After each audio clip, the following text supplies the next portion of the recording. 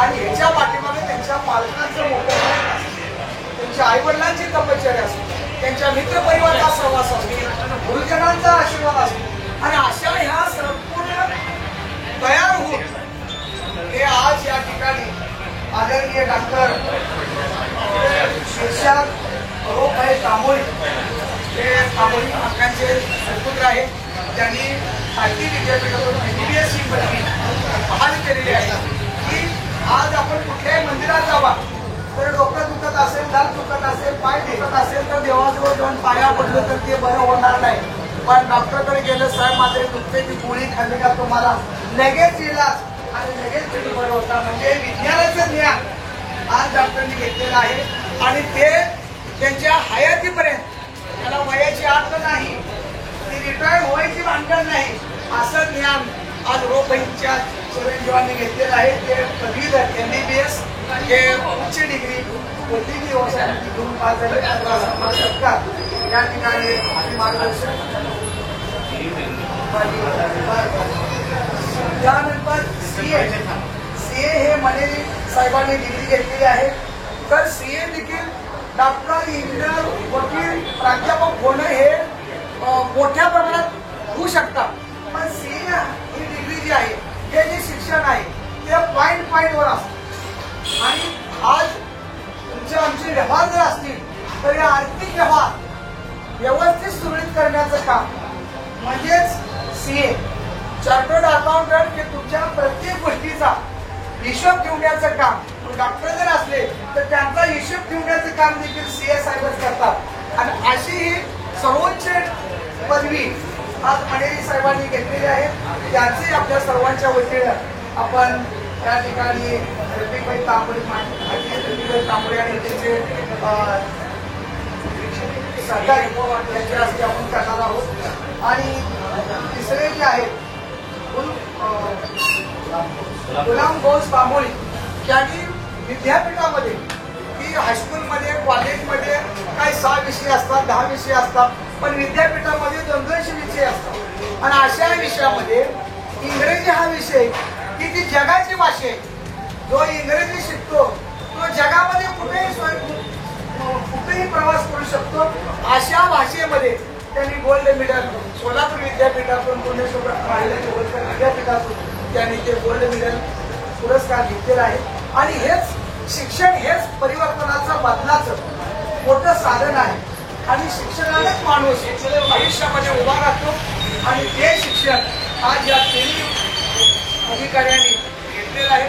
म्हणून आणि सना फारुख खाटे त्या मॅडमनी आज त्या MPC Bharat public service commission तर्फे अतिशय कष्टानं, कारण ह्या डिग्र्या देखील त्या साध्या नाही, ते हजारो मुलं, लाखो मुलं बसतात आणि त्यामध्ये देखील काही दुर्मिळ असे रिझल्ट लागतात. लाखो मुलं बसतात, हजारो पास होतात आणि सिलेक्टर 100-50 मुलं त्यामध्ये सिलेक्ट होतात.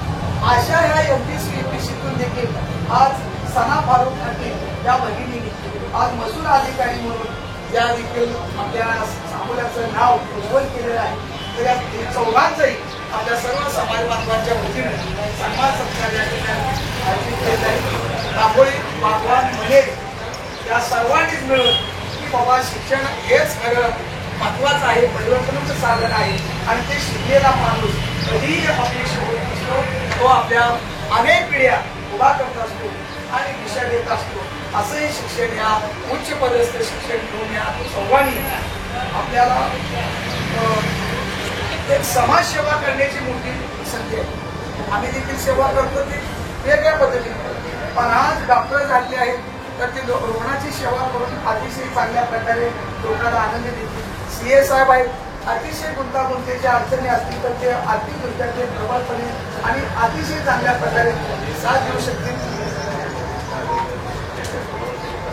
पण आज CA जर झालेले आहेत तर त्यांनी वडिलांचं नाव असं उज्ज्वल केलंय की वडील त्यांचे या आपल्या सांगोलमध्ये जेव्हा डाळिंबाचा व्यापार चालतो, बाजार चालतो, त्या बाजारामध्ये ट्रक भरण्याचं काम, या हमालाचं काम करून इतक्या उच्च पदस्थ की खऱ्या अर्थानं हे जे यश आहे ते अतिशय म्हणजे त्याची तुलनाच होत नाही की ज्यांच्या घरी शिक्षण आहे, ज्यांच्या घरी साधनं सुविधा आहेत, त्यांची मुलं होतील. पण ज्यांच्या घरी शिक्षण नाही, साधनं सुविधा नाही, पण कष्ट आहे, जिद्द आहे, चिकाटी आहे, प्रामाणिकपणा आहे, या जोरावरती आज वडील सर्वांनी सीए पदी घेतले. तर आपल्या सर्वांच्या वतीनं त्यांचंही आपण अंतकरणपूर्वक स्वागत करून त्याच्या हातून देखील अशीच समाजाची सेवा व्हावी. आणि ज्यांनी इंग्रजीमध्ये गोल्ड मेडल घेतलेलं आहे ते तर भाषेचं ज्ञान, आपली भाषा मराठी आहे, आपण हिंदी मराठी, पण इंग्रजी भाषा अशी आहे की ती जगामध्ये तुम्ही कुठेही आपला विकास करू शकतो आणि जाऊ शकतो आणि आपली प्रगती करू शकतो. आणि या भाषेचे ते देखील आपल्या समाजाला मदत करतील आणि करावी. आणि सना फारुक ॲक्टिंग मॅडम त्याबद्दल मंत्रालयामध्ये महसूल अधिकारी म्हणून आहे की आज आपण मंत्रालयामध्ये आपण पाहिलेलं नाही, फक्त ऐकून आहे, पण त्या ठिकाणी अतिशय कष्टातून या पालकांनी तिला 21वीचा अभ्यास करण्यासाठी प्रवृत्त केलं, तिला साधनं पुरवली, तिची इच्छा आकांक्षा पूर्ण करण्यासाठी त्या परिवारांच्या पालकांनी अतिशय कष्ट घेऊन तिला आज महाराष्ट्र राज्याच्या असेंब्लीमध्ये या ठिकाणी कायदे तयार होतात, ज्या ठिकाणाहून संपूर्ण सुखसुविधा संपूर्ण ग्रामीण भागामध्ये पोचल्या जातात, अशा ठिकाणी आज या सना मॅडम महसूल विभागामध्ये म्हणजे जे आज कलेक्टर असेल, मामदार असेल, प्रांत असेल, त्या विभागामध्ये त्या उच्च पदस्थ आज अधिकारी म्हणून महसूल अधिकारी म्हणून त्यांची निवड झालेली आहे. तर अशा पद्धतीनं या लोकशाहीमध्ये बाबासाहेबांनी सिद्धांत दिलेला आहे. या संविधानामुळेच आज तुम्हाला आम्हाला आरक्षण दिलेलं आहे आणि म्हणूनच आपण इतक्या उच्च पदस्थ जाऊ शकलो. आजचा जो कार्यक्रम आहे तो आपली मुस्लिम बाहिनी जो बनायला है वो बहुत अच्छा भी हुआ और जरा थोड़ा सा चर्चा हुआ इससे जरा बड़ा कार्यक्रम अपन बनाए लिए तो फिर भी अच्छा है. ये अपने 4 लड़के जो है ये कार्यक्रम में इन्होंने एक नंबर से एक डॉक्टर हो गए, सीए हो गए और ये गोल्ड मेडल विद्यापीठ के अंदर गोल्ड मेडल हो गए और ये मैडम मंत्रालय के अंदर काम कर रहे हैं. इसका भी हमको स्वाभिमान है. ये अपने मुस्लिम समाज में ये पहला का प्रोग्राम है ऐसा मेरा ख्याल है. जो होगा तो इनको हमारे सबको मुस्लिम भाई से चारों को भी शुभेच्छा देकर उनका सम्मान किया जाएगा.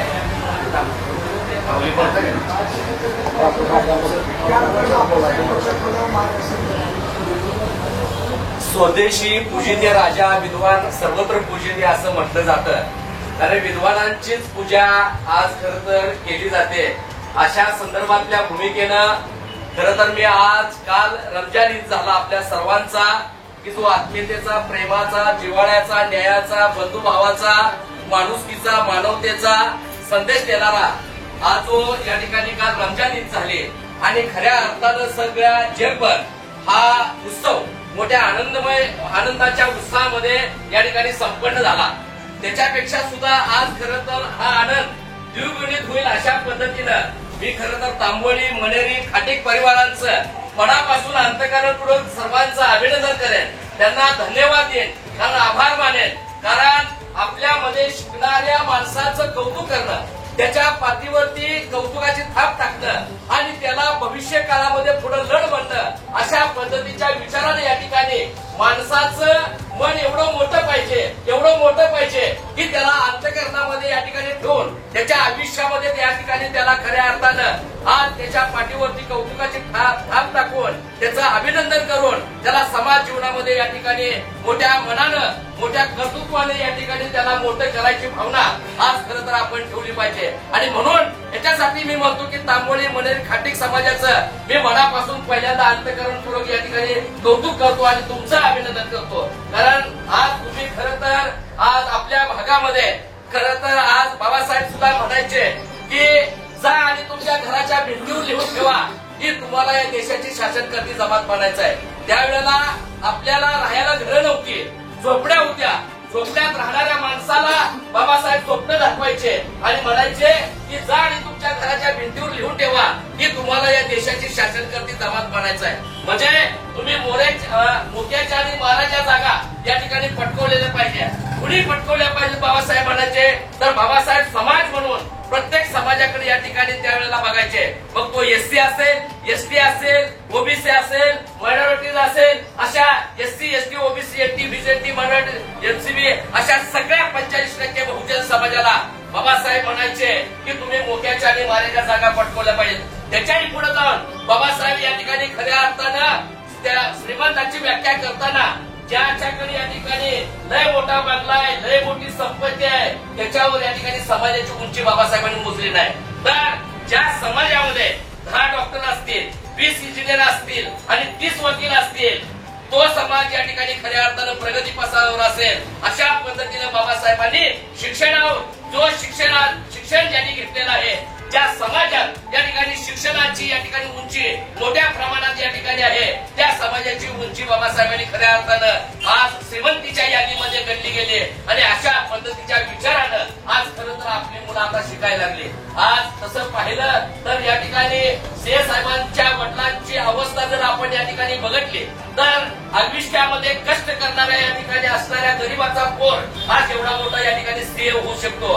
आज खरं तर या ठिकाणी डॉक्टर करत असताना, डॉक्टरकीच्या काळामध्ये एवढी परिस्थिती नसताना सुद्धा आज आपल्या मुलांना या ठिकाणी माता पिता डॉक्टर करू शकतात. आज एवढ्या मोठ्या विद्यापीठामध्ये इंग्रजी सारख्या या ठिकाणी विषयाच्या अंतर्गत जी इंग्रज विषयाची जी भीती आपल्या मनामध्ये आहे, परंतु त्या विषयाला सुद्धा या ठिकाणी खऱ्या अर्थानं पाठीमागे सारून आम्ही सुद्धा त्याच्यामध्ये कमी नाही. अशा पद्धतीच्या विचारानं आम्ही सुद्धा गोल्ड मेडलिस्ट होऊ शकतोय. अशा पद्धतीच्या विचारानं आणि भगिनी खऱ्या अर्थानं महाराष्ट्राच्या स्टेट लेवलवरती आज एवढ्या मोठ्या या ठिकाणी असणाऱ्या मंत्रिमंडळाच्या कार्यालयात आज मी कार्यालयीन अधीक्षक या ठिकाणी होऊ शकते.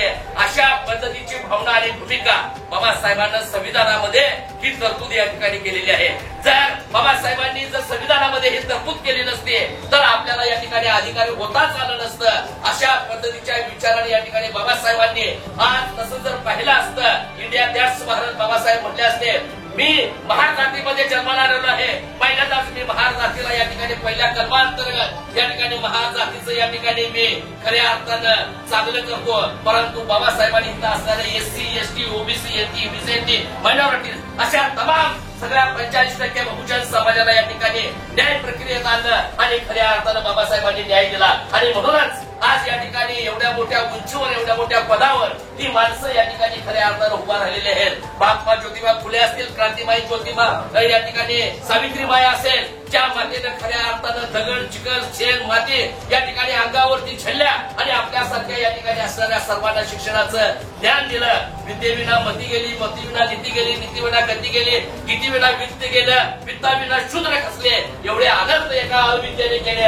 अज्ञान हे सर्व आपल्या दुःखाचं मूळ आहे आणि म्हणून आपली मुलं शिकली पाहिजेत. आज खऱ्या अर्थानं या ठिकाणी आज मुस्लिम समाजामध्ये आज आमचे हे बांधव, आमची भगिनी अतिशय चांगल्या पद्धतीने या ठिकाणी एवढ्या मोठ्या उंचीवरती आज त्यांनी या ठिकाणी हे जे यश संपादित केलेलं आहे, हे यश आकाशाला गवसणी घालण्यासारखं आहे. सांगोला तालुक्याच्या या ठिकाणी असणाऱ्या शिरकेचा मानाचा तुरा ठेवणारा हे एक यश आहे आणि म्हणून त्यांचं अभिनंदन करणं आपल्याला या ठिकाणी ही गरज आहे. आपण त्यांचं अभिनंदन केलं पाहिजे, त्यांच्या पाठीवरती या ठिकाणी कौतुकाची थाप टाकली पाहिजे.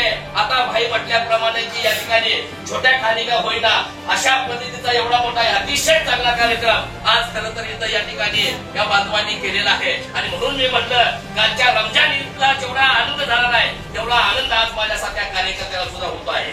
आज हा आनंद ह्याच्यासाठी होत आहे की अशा पद्धतीची ही आपली लेकरं आयुष्यामध्ये अशा पद्धतीच्या एवढ्या मोठ्या उंचीवर गेली पाहिजे.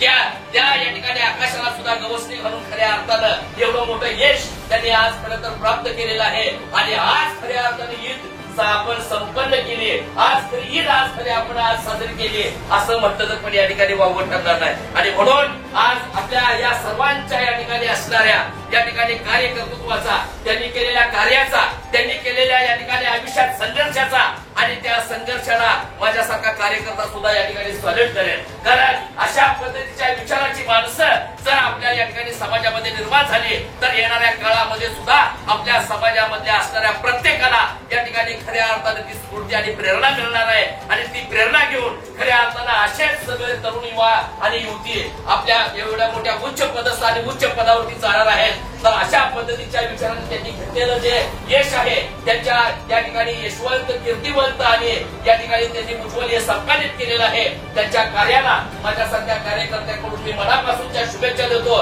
त्यांचं अभिनंदन करतो आणि त्यांच्या या ठिकाणी सगळ्यांना सॅल्यूट करून मी या ठिकाणी थांबतो. जय भीम, जय बुद्ध, जय भारत, जय संविधान. मेरी अपनी अब्बू की मेहनत से और आज बहुत दुआ करके आज यहाँ पहुँचा हूँ. इंशाल्लाह आगे MD की पूरी पढ़ाई करके आज सबकी मुझे मौका मिलेगा, इसलिए दुआ कीजिए. और मतलब मैं जब 10th पास किया तो मेरा ऐसा था कि यहीं पे नीट की पढ़ाई करूँगा, क्लासेस ज्वाइन करूँगा और आगे कैसा होगा वो देखा जाएगा. लेकिन बाद में मुझे अब्बू ने बताया कि मतलब तू यहाँ पे रह के जो बाहर कंडीशन है वो तू देख नहीं सकता, तू परख नहीं सकता. जब तक तू पानी में खुद नहीं जाएगा तब तक तुझे गहराई समझ में नहीं आएगी. तो यहाँ से तू बाहर जा, जहाँ अच्छी पढ़ाई होगी, जहाँ कंपटीशन होगा तो वहाँ तू भी कर सकेगा. इसीलिए मतलब मेरा बस ये कहना है कि आगे जो भी बच्चे जिनमें पोटेंशियल है, जो करने की कोशिश करना चाहते हैं, उन सबको आप अपने हिसाब से गाइडेंस कीजिए. अगर नहीं हो सकता है तो अगर आपने जान पहचान के जो भी उस फील्ड में वो जाना चाहते हैं वहाँ के कोई पहचान के होंगे तो उनसे गाइडेंस करवाइए. अगर उनमें पोटेंशियल है तो उनको बढ़ावा दीजिए. बस यही मैं कहना चाहता हूँ. महत्वाची आणि आर्थिक विभागाची पदवी CA चार्टर्ड अकाउंट ही पदवी घेणारे साहेब आपल्याला अनुभव सांगतील. मेरा नाम तैयार मुझे मैं 2024 में CA बना. तो मेरी जर्नी बहुत मतलब देर से शुरू हुई थी. एक्चुअली मैं जब ग्रेजुएशन कंप्लीट किया उसके बाद CA कोर्स स्टार्ट किया था. और मैं जब यहाँ पे था तो मैं यहाँ पे एक्चुअली आपा के साथ मार्केट में जाता था काम के लिए. मुझे कुछ पता नहीं था कि CA में क्या रहता है. मैं मतलब थर्ड ईयर में जब था मुझे और सर क्या मैंने ज्वाइन किया था इंटर्नशिप खोल के. तो उन्होंने थोड़ी आइडिया दी मुझे कैसे रहता है क्या रहता है. कि मुझे पता था कि मुझे अगर ये करना है कोर्स तो मुझे पुणे को जाना पड़ेगा क्योंकि यहाँ पर रिसोर्सेस नहीं थे वैसे. तो मैं फिर पुणे को अगर जाना है तो अभी अपने पास तो पैसे नहीं थे कि मैं वहाँ का खर्चा दे सकते. मुझे पता था कि जॉब करना है, इसलिए मैं BCom मेरा कंप्लीट किया. वहाँ पे मैंने जॉब देखा, मुझे 8-10 हज़ार मिलते थे और मेरा पूरा खर्चा एक महीने का 8-10 हज़ार में ही करना पड़ता था पुणे में. बहुत मुश्किल होती थी लेकिन मैंने किया. मुझे ऐसे लगता था कि अभी ये करना है, एफर्ट्स डालना में तो उतने वर्थ इट है क्या कि आप सबका जो इतना प्यार अभी मिल रहा है तो वो मुझे अभी लग रहा है कि 100% वर्थ इट है. सरकार के लिए मैं आप सबका शुक्रिया अदा करता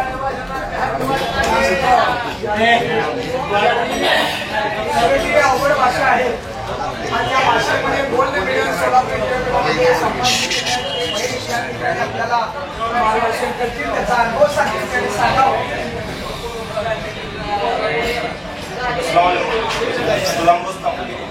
और मैं मुझे जो है BA के लिए स्पेशल हिंदी के लिए मिला है और ऑनलाइन शिवाजी सोलापुर विश्वविद्यालय में 12 लैंग्वेज पढ़ाई जाती है. उसमें मुझे 88% अंक मिले और मेरा पहला नंबर आया है. तो इसका श्रेय जो है मैं मेरे माता पिता को देना चाहता हूँ क्योंकि इनके जीवन में जितने आप सभी को पता है हमारे घर के हालात क्या है. इनके जीवन में जितने भी नौकरी इन्होंने करी है उनसे हट करके उन्होंने मुझे आगे पढ़ने के लिए प्रेरित किया है और आगे भी करते रहे. और मैं जो भी कर रहा हूँ, मैं फिलहाल में नेट सेट कर रहा हूँ यानी प्राध्यापक की पढ़ाई कर रहा हूँ, तो उसके लिए भी मुझे बहुत प्रोत्साहित कर रहे हैं. और मैं जो हमारे समाज में जो लड़के हैं जो पढ़ना नहीं चाहते उनके लिए मैं एक ही कहना चाहता हूँ और जिन्हें कामयाबी नहीं मिलती. सोनलाल द्विवेदी की एक पंक्ति है, लहरों से डरकर नौका पार नहीं होती, कोशिश करने वालों की कभी हार नहीं. जब दाना लेकर चढ़ती है, चढ़ती दीवारों पर 100 बार फिसलती है. मन का विश्वास रगों में साहस बढ़ता है, गिरकर करता है, करता है. मेहनत आखिर उसकी बेकार नहीं होती, कोशिश करने वालों की कभी हार नहीं होती. यानी अगर आप कोशिश करते रहेंगे, अगर आप अपने बच्चों को भी बताएंगे कि आगे कुछ ना कुछ तो एजुकेशन में से हो सकता है तो आपका मतलब बच्चों का भी भविष्य संवर सकता है. और हमारे समाज में जो एजुकेशन को लेकर के आज मतलब पढ़ाई नहीं हो रही है.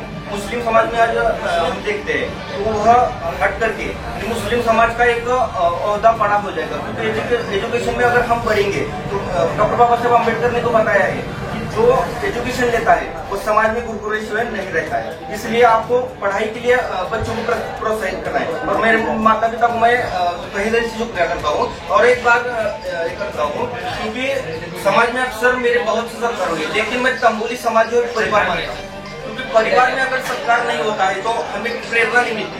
और इस सत्कार से मुझे प्रेरणा मिली है इसलिए मैं सत्कार किया। मुंबई महाराष्ट्र या ठिकाणी असेंब्लीमध्ये अतिशय महत्वाच्या पदावरती म्हणजे भारत देश कृषी प्रधान देश आहे उच्च पदस्थ आज अधीक्षक म्हणून या ठिकाणी त्यांनी आपल्याला मनोगत व्यक्त करावं, त्यांचा अनुभव सांगावा.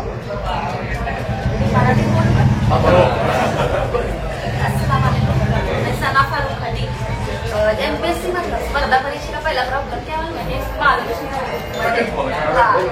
एमपीएससीचं कसं होतं की तुम्हाला माहीतच नसतं म्हणजे त्याच्यामध्ये शुअरिटी बिलकुलच नसतं तुम्हाला ते 1% शुअरिटी नसते 0.001% माणसं फक्त पास होतात कारण 5 लाख फॉर्म येतात आणि त्यातले फक्त 1,000-2,000 अशा जागा निघतात त्यामुळे त्या बाकीच्या पोरांचं काय हा प्रश्न मोठा असतो.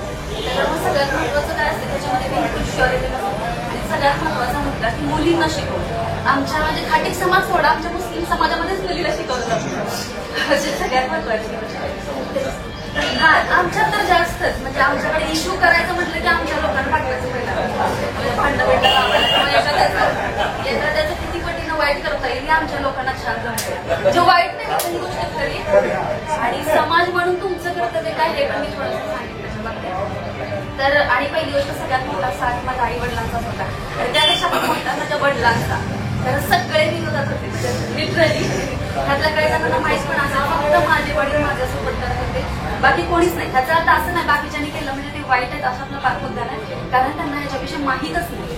त्यामुळे आमचा समाज इतका अज्ञात आहे की त्यांना चांगलं आणि वाईट या दोन्हीचा फरकच नाही लक्षात आला अजूनपर्यंत नाही. कदाचित माझा रिझल्ट आला ह्या तिघांचा रिझल्ट आला म्हणून त्यांना असं वाटेल की उद्या चालून ह्या खुर्चीवर आपली मुलं बसावी म्हणजे शिकतेत हा मुद्दा नाही पण एक मोठापणा म्हणून तरी की बाबा उद्या आम्हाला सगळेजण मोठा म्हणतील या मनाने काय का असे ना म्हणजे कारण कोणतंही असू दे फक्त ते शिक्षणापर्यंत गेलं पाहिजे हे सगळ्यात महत्वाचं. त्याच्यामुळं मला असंच सांगणं आहे की माझ्या वडिलांचा सगळ्यात मोठा सपोर्ट होता. पहिली गोष्ट एमपीएससीच्या 3 स्टेप असतात.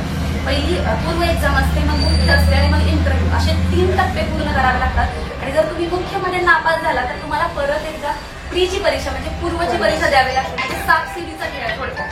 त्यामुळं ह्याच्यामध्ये टिकणं मानसिकरित्या इकॉनॉमिकली सगळ्याच गोष्टी समाजाचा दबाव असेल कुठल्या सगळ्याच गोष्टीचा त्रास होतो या क्षेत्रामध्ये. बाकीच्या क्षेत्रामध्ये कसं आहे की तुम्ही एखादी परीक्षा दिली तर तुम्ही तिथनं सुरुवात करू शकता पण इथं सगळ्यात ड्रॉबॅक कुठला असेल ना तर तो तुम्हाला परत एकदा नवीन सुरुवात करावी लागते आणि ती नवीन सुरुवात करायला ना साहजिक आपल्या समाजाचा किंवा आपल्या आई वडिलांचा सगळ्यात मोठा माझ्या वडिलांचा मला सपोर्ट मिळाला त्या बाबतीत कारण ते प्रत्येक जागी मला म्हणत होते की तू करू शकते कारण माझे रिझल्ट जात जास्त मार्काने नव्हते 0.25 मार्काने जात प्रॉब्लेम असा 2021ला PSI म्हणून माझी तेव्हाच निवड झाली असती पण झालं असेल की 0.25 मी फायनल रिझल्ट मधून निघाले. त्याच्यामुळे आज 3 वर्ष त्यानंतर मला स्ट्रगल करावं लागतं आणि आज मला ही पोस्ट मिळाली. त्यामुळे हा प्रवास नक्कीच खूप कष्टाचा म्हणा संघर्षाचा म्हणा आणि त्यात असं पण नाही की मला म्हणजे समाजाचा सोडा इकॉनॉमिकली पण थोडे खूप प्रॉब्लेम झाले कारण माझ्या वडिलांना तेवढं नसायचं द्यायसाठी. त्यामुळे मी स्वतः लेक्चरशिप करून स्वतःचं म्हणजे पुण्यामध्ये राहून स्वतःचा निधी खर्च भागवतो. त्याच्यानंतर मला महात्मा ज्योतिराव फुलेंची स्कॉलरशिप मिळत होती 10,000 महिन्याला तर त्याच्यामध्ये पण माझं होत होतं म्हणजे सगळ्यात महत्वाचं फुले आज नसतील तरी पण त्यांनी मी असा हात आज ती सावित्री माहिती त्याच्यामुळे मी तो बोलू शकतो. त्याच्यामुळे ती माणसं इतकी महत्वाची आहेत म्हणजे मी असं म्हणत नाही त्यांचा खूप मोठा वाटा आहे आमच्या आयुष्यामध्ये त्यांच्याशिवाय आम्ही येऊच शकलो नसतं किंवा इथपर्यंत पोहोचूच शकलो नसतं घरातनं बाहेर पडायचीच नव्हती तर हे करायचं तर सोडून नसतं. त्याच्यामुळे ही समाज म्हणून एक सांगेल आमच्या मुस्लिम समाजातल्या स्पेशली लोकांना की जी पोरं शिकतात बाहेर राहतात त्यांच्याबद्दल वाईट नका बोलू सगळ्यात महत्वाचं प्रोत्साहन द्या. कसं होतं तुम्ही तर त्यांच्या आई वडिलांना वाईट बोलता आणि ते मुलांवर परिणाम होतात त्यामुळं ते नका करू कारण माझ्या बाबतीत ते जास्त झालं खूप इतक्या ताकदीनं माझ्यावर आहे की म्हणजे बदनामी वगैरे करणं झालं तर ते नका करू म्हणजे असं नाही की मी रडते पण ते संघर्ष मला आठवलं ना ते तसं ते नका करू. प्रत्येक आई वडिलांना सपोर्ट करा. ऑलरेडी तुम्हाला जेव्हा ह्यांच्या आई वडिलांना माहित असतं जेव्हा मुलं शिकत असतात ना त्यांना खूप त्रास होत असतो खूप संघर्ष असतो समाज असू द्या बाहेर पुण्यात राहणं म्हणा हे म्हणा सगळ्या गोष्टी खूप खूप जास्त हेक्टिक असतात आणि त्याच्यानंतर जर तुम्ही त्यांच्या आई वडिलांना म्हणायला लागला तुमच्या पोरीने असं केलं पोरगं तुमचं असं वागतंय याचा परिणाम त्यांच्यावर पडतो. हा त्यामुळे इतकं तुम्ही समाज म्हणून एवढं लक्षात ठेवा की कुणाच्या आई वडिलांना वाईट नका बोलू कारण कसं असतंय त्यांच्या मुलाबाबतीत त्यांना सगळ्या गोष्टी माहीत असतो, विश्वास असतो आणि अचानक कोणीतरी बाहेरचा माणूस येतो आणि म्हणतं की तुमच्या पोरी अशा वागतात, तुमची पूर्वी असं वागतं, तुमचं पोरगं तसं वागतं. आई वडिलांना वाटतंय तर ती काटकसरीनं आयुष्य काढते, आयुष्यात पुढे जाते आणि ही लोक अशी करतात. तर सगळ्यात महत्वाचं मी स्ट्रगल केलं हे महत्वाचं नाही, पण इथून पुढे जे कोणी असेल त्यांच्या आयुष्यात त्या मुलीला त्रास नका देऊ, त्या मुलाला त्रास नका देऊ, सपोर्ट नका करू, पण वाईट तर नका बोलू, कारण तुमचा सपोर्ट नसतो.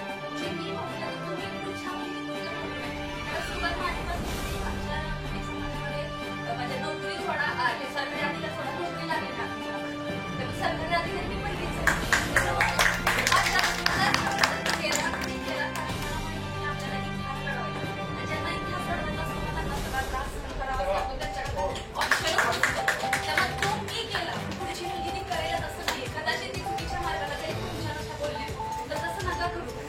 समाज म्हणून कुठल्याही आई वडिलांना त्रास कसा होणार नाही शिकणार ह्या गोष्टीकडे लक्ष द्यायला. पहिली गोष्ट शिक्षणामध्ये 1920 ला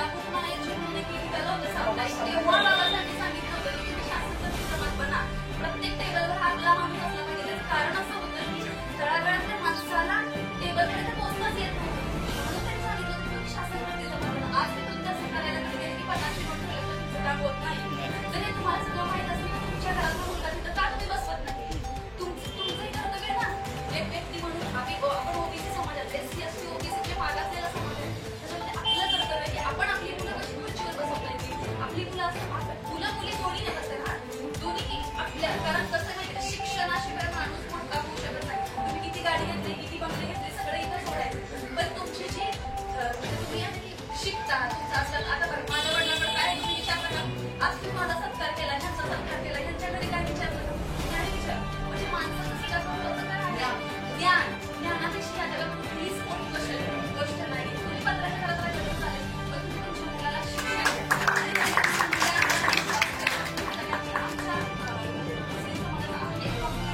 की मुलींवर विश्वास ठेवला जातो. म्हणजे हेच ठरवतात की मुलगी पुढच्या वर्षी जाणार पळून जाणार हे तर हेच ठरवतात.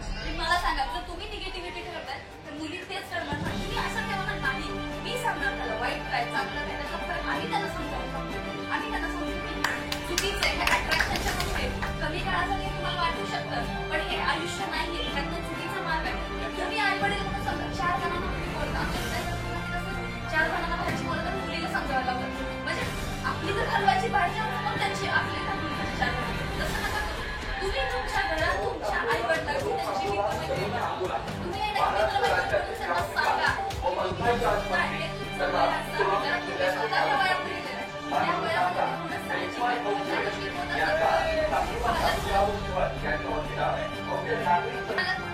तुमच्या मुलांना एवढा विश्वास करा, एवढ्या गोष्टीचा सपोर्ट करा, समाजाचा विरोध करा. लागलं तर मला नेहमीच विरोध झाला, आता पुढे चालून जर ह्यांच्या सगळ्यांची मनं बदलली तर समाजाचा विरोध करा. काही गोष्टी करायच्या ते करा, पण मुलांना दोघांनाही शिकवा. फक्त मुलींना शिकवणं गरजेचं नाही, मुलांना शिकवणं गरजेचं नाही. कारण एकमेकाला पूरक असतं, स्त्री पुरुष हे वेगळे नाही, एकमेकाला पूरक असतं. जर विरोध असते तर हे एकत्र सोबत राहायचं नसते, पूरक असल्यामुळे आपण एकमेकांसोबत राहतो. तर मग आपण समाज म्हणून आपल्या मुलांना एवढा विश्वास द्या, लहानपणापासून त्यांना सगळ्या गोष्टी तुम्ही बोला, त्यांच्यासोबत इतकं व्यवस्थित राहा की चुकीचा पाऊल टाकायची त्यांची हिंमतच झालेली पाहिजे. त्यांना असं टाकताना पण विचार आला पाहिजे तो बाप ही आईची माझ्याकडे डोळे लावून बसली तिचं काय होईल हा प्रश्न तिला प्रत्येक क्षणाला प्रत्येक वेळेस ते आठवलं पाहिजे. ते आठवलं की तुझ्या मग ती मोठी बाब जर तो चुकीचा उचलत नाही, खरंच उचलत नाही, मुलं खूप चांगली असं तुम्हाला सांगते. कारण जेव्हा मुलं मुली काही चुकीच्या मार्गात जात असतील त्याला आई वडील ही जबाबदार असतात. हे माझं स्पष्ट मत आहे, स्पष्ट मत आहे. म्हणजे तुम्ही कसं मला 100% मुलगा जबाबदार मुलगी जबाबदार असं नसतं. जेवढी तुमच्या घरी कसं वातावरण आहे कसं आहे, तुम्ही मुलांना कशा पद्धतीने सगळ्या गोष्टी समजावता, तुम्ही त्यांना कसं समजून घेता त्याच्यानुसार मुलं घडत असतात. तुमची जर घडतच व्यवस्थित असेल तर का बरं ते पडतं व्यवस्थित करणार त्या गोष्टी लक्षात ठेवा. हे सगळं म्हणजे मला ह्या समाजाचा सगळ्यात जास्त त्रास झालेला खूप जास्त म्हणजे बाकीच्यांना नाही झालं, आमच्या घाटी समाजाचा स्पेशली सगळ्यात जास्त त्रास झाला. रीत खाली गाणं सांगू शकत नाही, यांना सगळ्यांना बघायला भयानक. आता वडिलांना तर असं त्यांनी वाळीतच टाकलं होतं की ह्याचा आमचा काही संबंध नाही. हा बाबा तुझं तू बघ, तुझी मुलगी काय केलं ना तर तू बघ. आज ते म्हणत नाही सर तसे, आज पण म्हणू दे ना तुझं बघ, आज पण म्हणू दे की हा नाही तुझं बघा आम्ही बघत नाही म्हणतो सर. म्हणून तुम्ही ज्या फक्त यश बघता हे जर तुमचं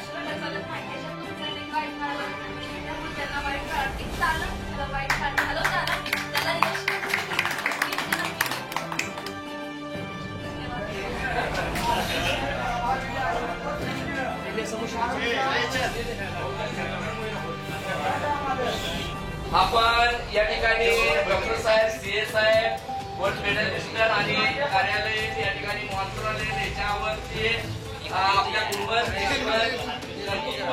या ठिकाणी आयुष्यामध्ये केलेलं मोठं कर्तृत्व आहे. त्या कर्तृत्वाचा गुणगौरव आणि त्याच्या पालखीवर या ठिकाणी कौतुकाची भात टाकण्यासाठी व आपल्या तमाम तांबोळी, खाटी, मनेरी परिवारांच्या वतीनं आमच्यासारख्या दलित मागासवर्गीय बरोबर या ठिकाणी आमच्या मराठा समाजाचे असतील, आमच्या ब्राह्मण कॅटेगरीमधून आलेले आमच्यासारख्या सगळ्या बहुजनांना सर्वजनांना एकत्रित करून अतिशय सुंदर असा कार्यक्रम घडवून आणलेला आहे.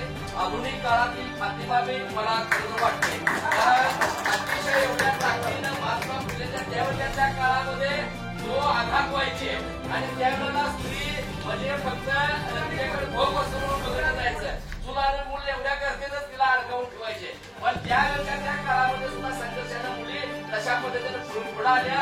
हीच परिस्थिती आज तागायची तशी बदलली नाही. परिस्थिती या भगिनीनं अतिशय चांगल्या पद्धतीने पोळ सांगितली आणि म्हणून आपल्यातल्या या ठिकाणी बुजुर्ग मंडळीने, आपल्या पुढे काम करणाऱ्या कार्यकर्त्यांनी, आई वडिलांनी पोटाला पीळ देऊन आपण या ठिकाणी आपल्या मुलांना अशा पद्धतीचं शिक्षण या ठिकाणी दिलं पाहिजे. आणि आता साहेब म्हटल्याप्रमाणे की आपल्यातच अशा पद्धतीनं थोडी आपण रक्कम जमा करून अशा अडचण येणाऱ्या या ठिकाणी गरिबाच्या मुलांना जर आपण तशा पद्धतीने प्रेरित केलं तर मुलं आज एवढ्या उंचीवर जाऊ शकतात. तसं या ठिकाणी मोठं यश आज खरं तर या चौघांनी सुद्धा मिळवलेलं आहे. आयुष्यातला एवढा मोठा संघर्ष, एवढा मोठा त्याग करून आयुष्याच्या पोटाला चिंता घेऊन आयुष्यात येणाऱ्या संकटावरती या ठिकाणी त्यांनी आयुष्याची केलेली प्रगती सगळ्यात मोठी आहे. आणि म्हणून त्यांचं करावं तेवढं अभिनंदन कमी आहे. या चौघांच्या सुद्धा माफी आयुष्याच्या या ठिकाणी असणाऱ्या कार्याला परत एकदा शुभेच्छा देतो. आपण या ठिकाणी कार्यक्रम घडवून आणला आणि खऱ्या अर्थानं रमजानची रात खरी साजरी केली त्याबद्दल तांबोळी, खाटी, मनेरी, भगवान सगळ्याच परिवाराचं अंतर्गत आभार मानून आजचा कार्यक्रम या ठिकाणी संपला असं जाहीर केलं.